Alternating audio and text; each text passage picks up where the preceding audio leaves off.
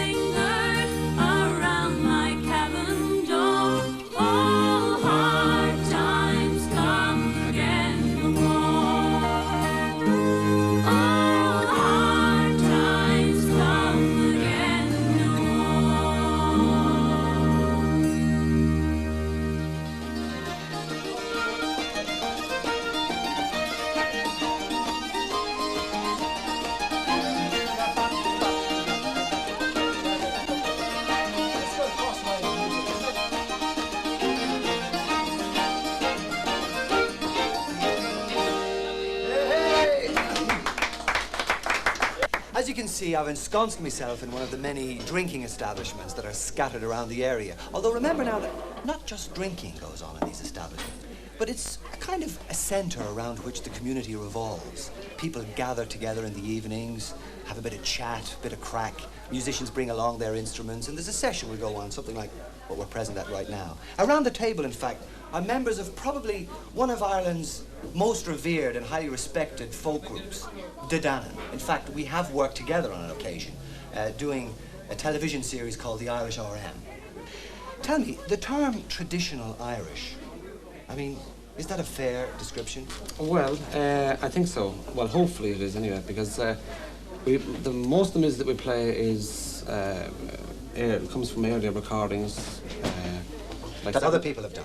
Yeah, well, earlier recordings were made in the United States, for example, around the 1920s. Uh-huh. Outfits like the Flanagan Brothers, Frank Quinn, other people like that. There's a host of people that we've picked up material from. Brendan Behan said, talent borrows, genius robs. So it's kind of like that. Fair play to But apart, as well as having all the success and been away and done all that, you're still mainly centred around here, around Galway, isn't that so? I think wherever we've been in the world, I think this is true for everyone, it certainly is for me, that we always prefer to come back to Galway. It's the sort of San Francisco of Europe, really. About that song, Hard Times, just for 1 second. The whole song seems to bring me straight away to the west of Ireland and that stark landscape, the rocks and the little stone walls. And the title, Hard Times, seems to me to be so much part and parcel of the west of Ireland. But when I hear about, where you guys are living over here, this man over here lives in a small little sheebeen about how many miles down the road? Hard Times. A castle, isn't it a castle? Hard Times doesn't come into it. We're all living in the lap of luxury. We like to sing about it. The Great Hunger in the mid-1840s, resulting from the failure of the potato crop, caused over 1.5 million Irish people to leave the country and go across the sea in big ships to places like England, Canada, Australia. But it was the new world of America that held most attraction for the Irish. And why not? As they say over here on the West Coast, sure isn't it the next parish? Our great tradition of emigrating to avoid the sadness and the poverty at home continued down into this century, the 1920s, 30s, 40s, 50s. But now, thankfully, that trend is reversed. Now we have a new breed of Irish person going abroad out of choice, bringing with them a sense of our Irishness, a sense of our Irish culture, our great tradition of drama, poetry, art, literature, and of course, music. The Fureys brothers have captured the sadness of the age-old problem in Ireland of leaving behind loved ones in a contemporary song by Coulter called Steal Away. Steal away, let's steal away. No reason left to stay. For me and you, let's start anew. And darling, steal away. Let's steal away and chase our dream and hope they'll never find us. The dreary days, the empty nights, we'll leave them all behind us. Steal away, let's steal away. No reason left to stay. For me and you, let's start anew. And darling, steal away. We leave behind the city streets, the gloom and desolation, the rain, the cold, just growing old. it's a hard old station. Steal away, let's steal away. No reason left to stay. For me and you, let's start anew and darling steal away.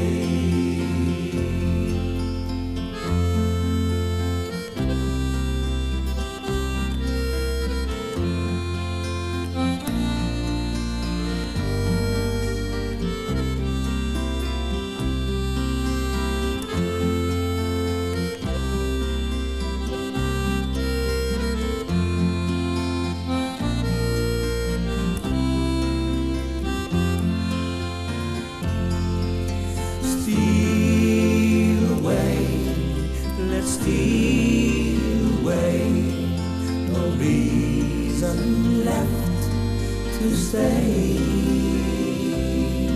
For me and you, let's start anew and darling steal away. Steal away, let's steal away. So as people were the major export from Ireland, by the early half of this century, there were large Irish communities in practically every major city throughout the world. And when the Irish communities got together on a Saturday night, as they were wont to do, the songs that they liked to listen to were songs that seemed to look at Ireland through what we could best describe as green-tinted spectacles. Songs that recalled an innocent, idealized version of the past, tinged with sweet regret.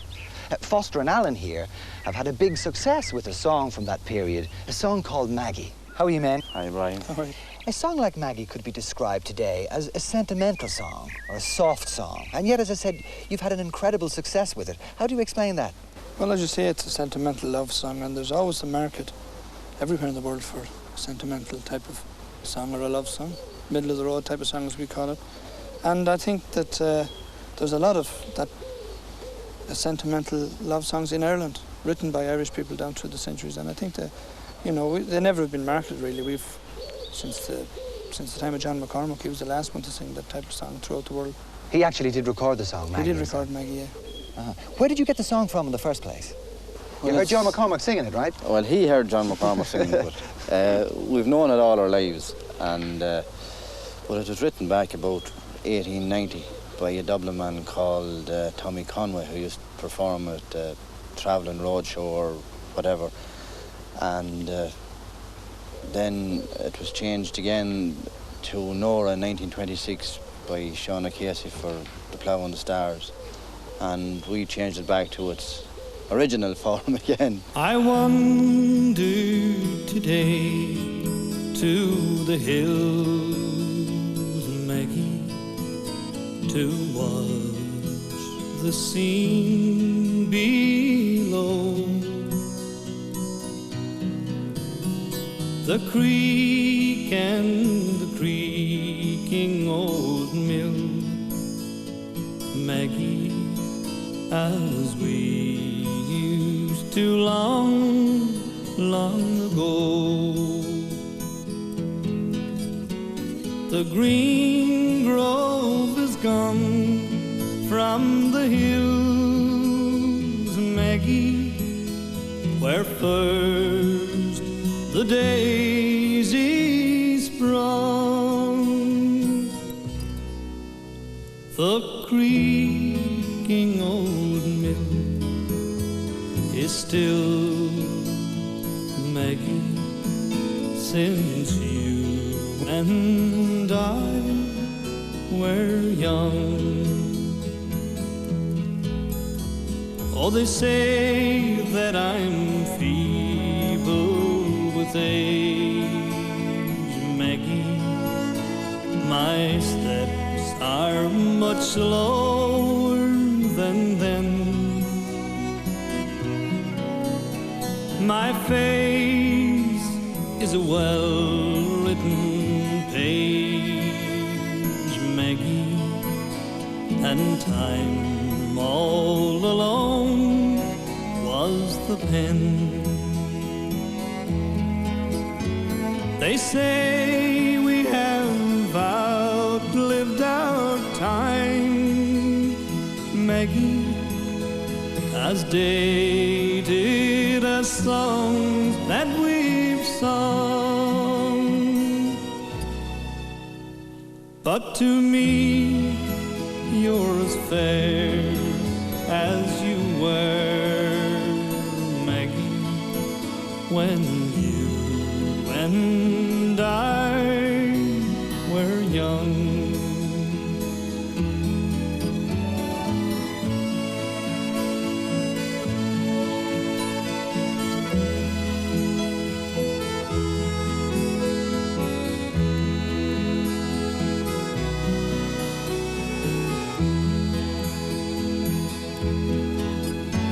They say we have outlived our time, Maggie, as dated as songs that we've sung.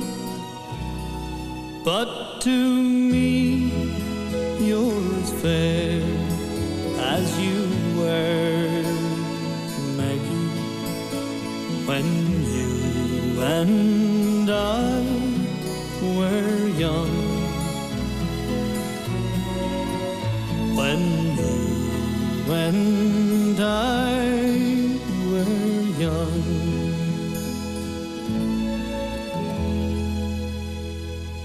Percy French was a man who wrote a number of humorous, tongue-in-cheek songs, which took the forms of little observations or stories about life in Ireland, and also about the life of those people who left Ireland and the people they left behind. For example, one of his classic songs is a song called The Mountains of Mourne, which is about the Irishman who leaves to go to London to make his fortune and the letters that he writes home to his loved one. Joe and Malcolm here on my left are members of the group Irish Mist, and they've recently recorded the song. And coincidentally enough, I believe one of you guys is actually from the Mountains of Mourne. Yeah, I'm from the Mountains of Mourne. And both of you are actually living and working in London. That's correct, yep. So putting the two of them together, what's the relevance between your life right now and the song, Percy French's song, The Mountains of Mourne? Are the streets paved with gold? To an extent, they're probably slightly more paved with gold than the Mountains of Mourne or Belfast are. It's fairly hard to work as a full-time musician in Belfast, which is why I've left to go to London. Do you mean when you say that it's hard to work there, that there's not enough gigs or venues or... Yeah, exactly, not enough gigs, venues or money, or opportunity. I mean, in London is a much larger city, but having said that, it's also the largest Irish city in the world, bigger than Belfast or Dublin, and so there are more opportunities, certainly. So with the people that you play to then in London, are they more Irish than English? The majority of them are, but not completely. We get a lot of continentals coming to hear us, especially Germans, even Australians, Americans, obviously. It probably has been spearheaded since the Dubliners, chieftains, Fureys and so on have all helped to spread it. I would say now it is one of the most widespread folk musics popular throughout the world. Were you aware of the sense of humour that Percy French had instilled into his song? There is definitely a connection between now and then. There's no doubt about that. I mean, people will always emigrate from Ireland.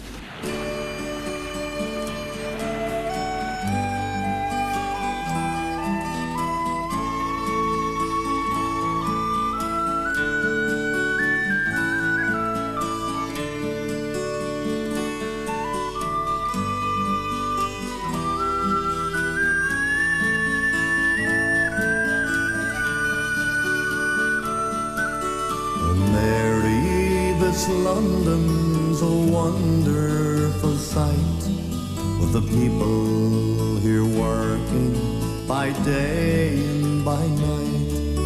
They don't grow potatoes, nor barley, nor wheat, but there's gangs of them digging for gold in the street. At least when I asked them, that's what I was told. So I just took a hand at this digging for gold. But for all that I found there I might as well be, where the mountains of Mourne sweep down to the sea. You remember young Peter O'Loughlin, of course. He's over here now at the head of the force. I met him today as I walked down the Strand. Sure, he stopped all the traffic with one wave of his hand. As we stood there and talked of the days that were gone, to the whole population of London looked on. But for all his great powers, he's longing like me to be back where the dark morn sweeps down to the sea. There's beautiful girls here, Asher, never mind, with wonderful shapes nature never designed. Lovely complexions, all roses and cream, as O'Loughlin remarked, with regards to the same.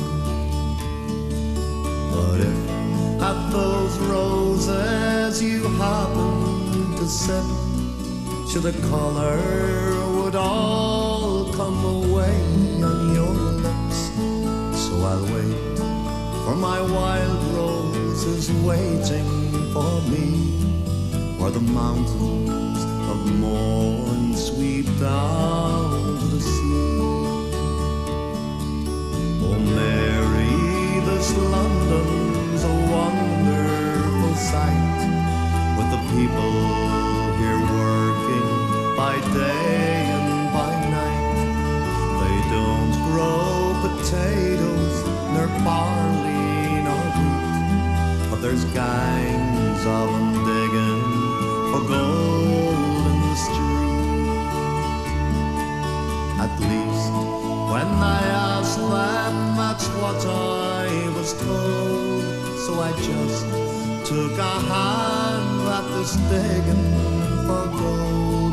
But for all that I found there, I might as well be where the mountains of Mourne sweep down the sea.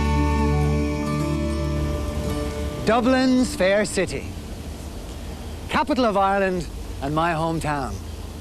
Although by international standards, the city is very tiny, but it has a big heart. It's famous for its sense of humour and its wit. Indeed, down through the centuries, it's often had call to use its sense of humour to survive. It's steeped in a theatrical tradition, play acting, music hall and vaudeville.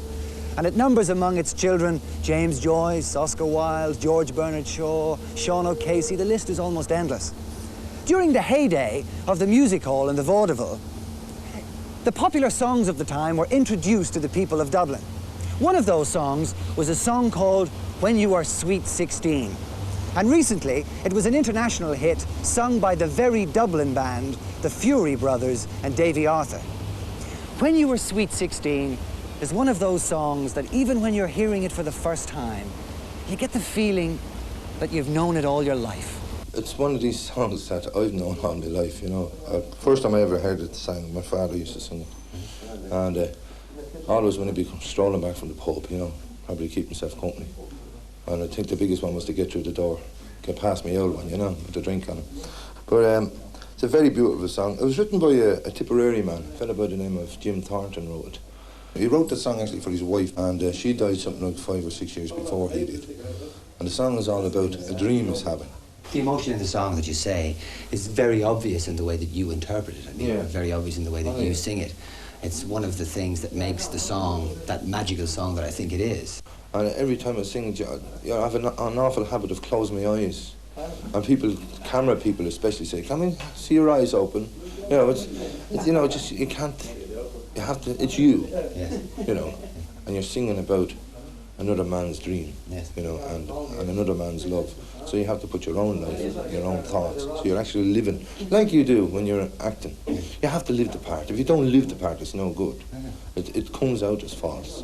But getting back to that, Finbar, the song When You Were Sweet 16 wouldn't be regarded as suitable material for a traditional Irish group. This is what I was getting at. First time I heard the song, I'll go back to that now, it was Al Jolson sang it in this film. Larry Parks played a part. It was an Al Jolson story. And I was absolutely knocked out with his voice. I think I was only about 10.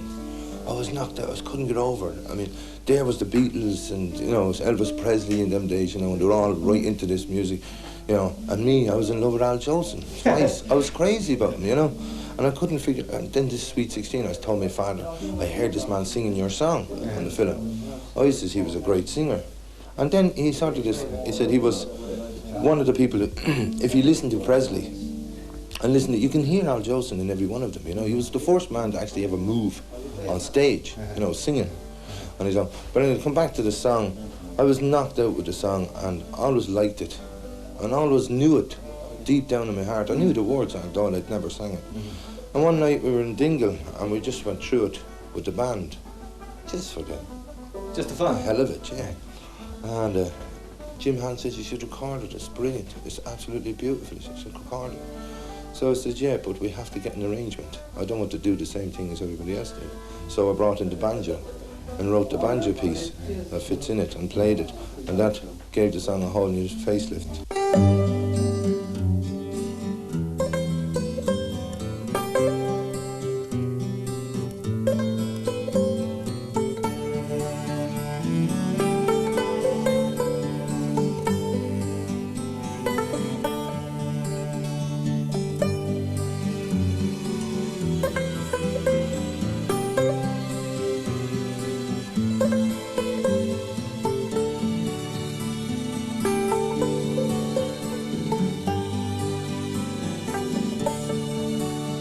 When first I saw the love light in your eyes,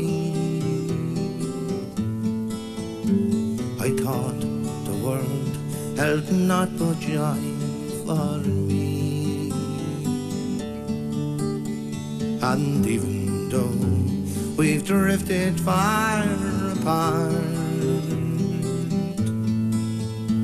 I never dreamed but what I dreamed.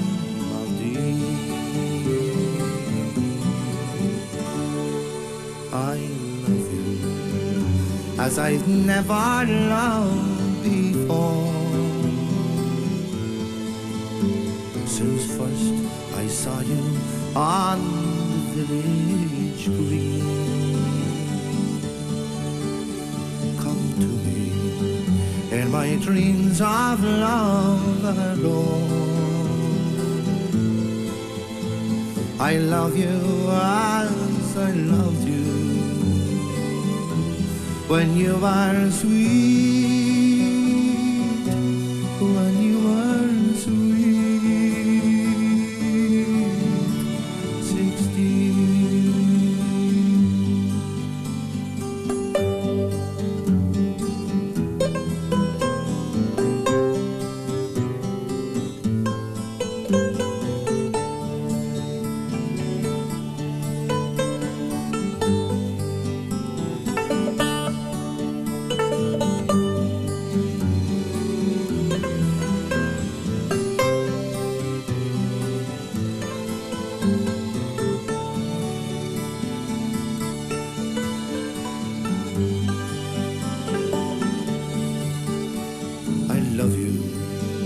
As I've never loved before. Since first I saw you on the village green. Come to me in my dreams of love alone. I love you as I loved you when you were sweet, when you were sweet, 16.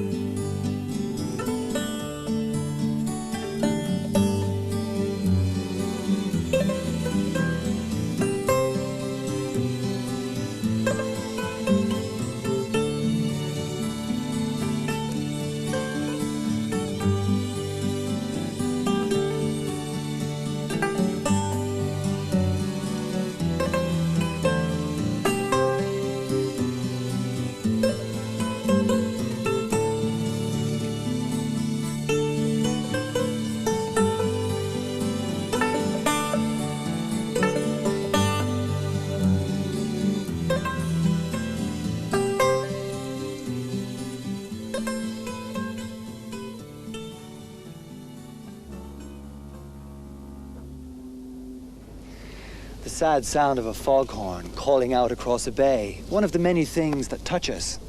But not so easy to define is that special ingredient which causes a piece of poetry, drama, or a piece of music to cross over. By that I mean appeal to all age groups and cross over international boundaries. As you've seen, a lot of these songs come from totally different sources. For example, one of the big surprises in the music industry was a traditional Scottish folk song, A Bunch of Thyme, recorded by Foster and Allen, been such a big success in the brash pop charts. Come on, you maidens young and fair, all you that are blooming in your prime, always beware and keep your garden fair. Let no man steal away your time, for time it is a precious thing, and time brings all things to my mind. Time with all its labors, along with all its joys. Time brings all things to my mind. Once she had a bunch of thyme. She thought it never would decay. Then came a lusty sailor who chanced to pass her way. He stole her bunch of thyme away. The sailor gave to her a rose that never would decay. He gave it to her to keep her reminded of when he stole her time away. So come on, you maidens young and fair, all you that are blooming in your prime, always beware and keep your garden fair. Let no man steal away your thyme, for time it is a precious thing, and time brings all things to my mind. Time with all its labor, along with all its joys, and time brings all things to an end. No journey to discover the contemporary popular music of Ireland could be in any way complete if we fail to mention the tragedy of the current Troubles. Although remember now that they're centred mainly in a relatively small area of the whole of the island. But behind the banner headlines and the sorry scenes on TV, there of course exists deep human tragedy, a sense of suffering and loss. I suppose no city has experienced that more than the city behind me, the city of Derry, which also happens to be the hometown of the internationally acclaimed songwriter and record producer, Phil Coulter. Phil, this is Derry. This is lovely Derry on the banks of the Foyle, Brian, yeah. Are you actually from the city of Derry or the outskirts? Oh, very much a city man. Right from in the middle, just on the banks of the river over there. Yeah, very much a Derry man. Do you live here now? Not all the time. I left Derry 20 years ago. Derry never quite left me. I keep coming back. I still have a house here which I come and visit whenever I can escape. In the song, The Town I Love So Well, which of course is Derry, I have a great identity with that because as a Dublin man who also doesn't live in his native city, I notice the great changes that take place when I come backwards and forwards over a period of years. And of course, Derry must go through even greater changes given the situation as it stands. Sure, because, I mean, over that period of 20 years, so much has happened in Derry. The normal progress that happens in any city, any town. But as well as that, the very dramatic, the very radical, the very violent changes that have happened on the landscape and to the people, you know, whole chunks of the city. Coming back maybe once a year, every couple of years, you see such changes, like a pub that you used to drink in would just not be there anymore. There'd be like unplanned car parks all over the place. And that was really very, very sad, very saddening experience. That really over a period was what inspired me to write the song. There's a line in the song that their spirits are bruised but not broken. Is that still very definitely? Oh yeah, in the sort of working in the entertainment business and working with illusion all the time, which we do, there's just no room for illusion over there.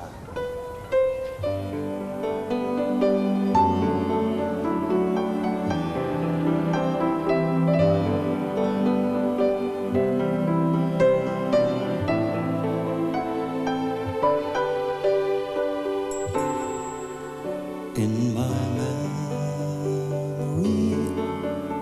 I will always see the town that I have loved so well, where our school played ball by the gas yard wall, and we laughed through the smoke and the smell. Going home in the rain, running up the dark lane, past the jail and down behind the fountain. Those were happy days in so many, many ways. In the town I loved so well.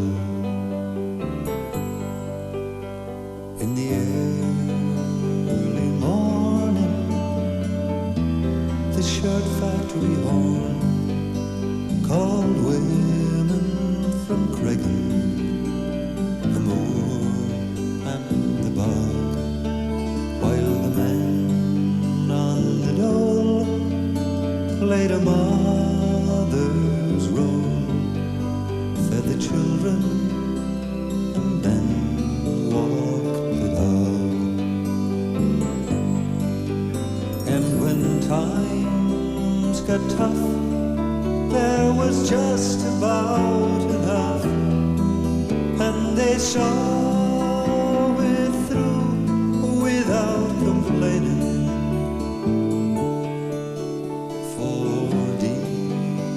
Inside was a burning pride in the town I loved so well.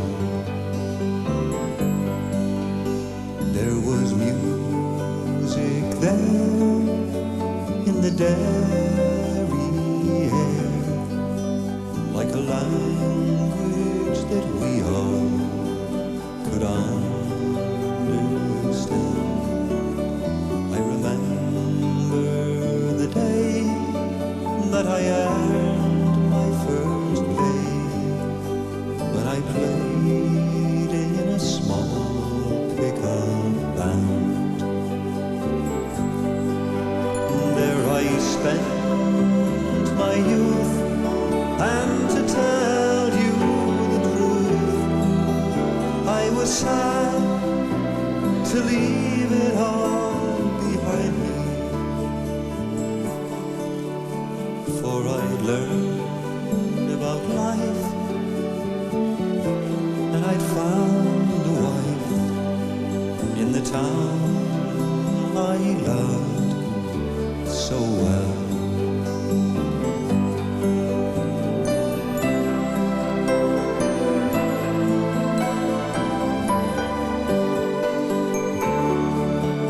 But when I returned, how my eyes have burned to see how a town could be brought to its knees by the armored cars and the bombed out bars and the gas that hangs on to every breeze. Now the army's installed by that old gas-yard wall, and the damn barbed wire gets higher and higher. With their tanks and their guns, oh my God, what have they done to the town I love so well? Now the music's gone,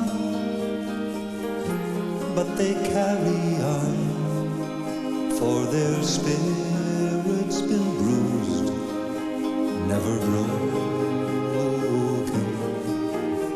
They will not forget, but their hearts are set on tomorrow and peace once again. For what's done is done, and what's won is won, and what's lost is lost and gone forever. I can only pray for a bright, brand new day in the town I loved so well.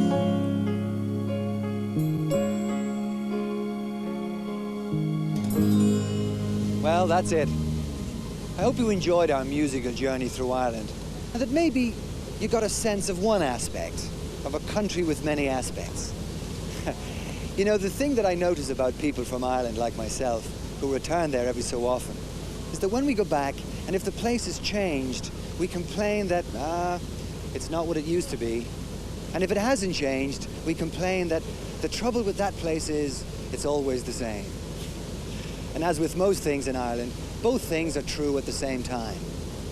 Some things do change quite a lot in Ireland, and yet there is a precious timelessness about the place, and that you can feel in the music.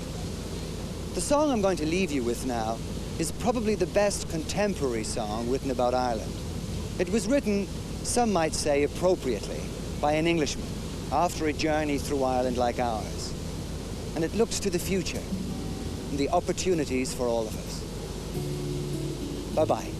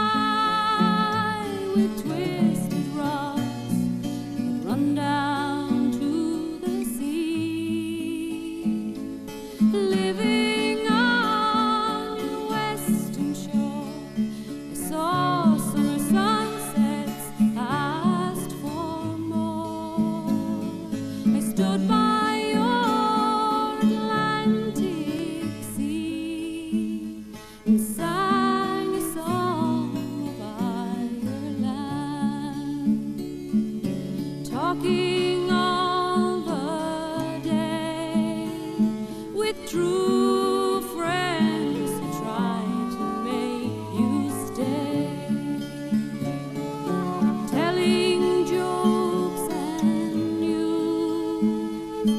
singing